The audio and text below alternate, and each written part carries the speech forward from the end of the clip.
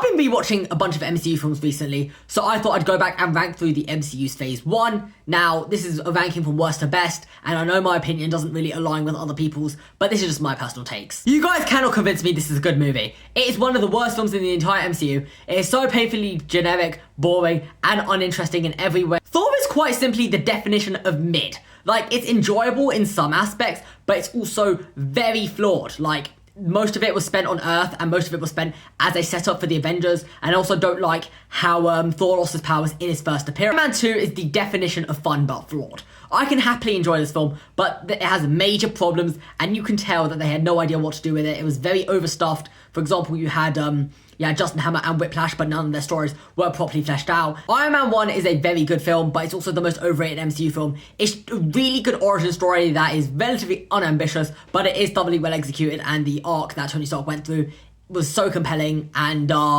it was a really good start for the MCU. In second place, I have The Avengers 2012. Like, you guys already know my stance on this film. Like, I do fuck with it. It hasn't aged perfectly, but it's a really good film. But come on, Captain America the First Avenger has to be first.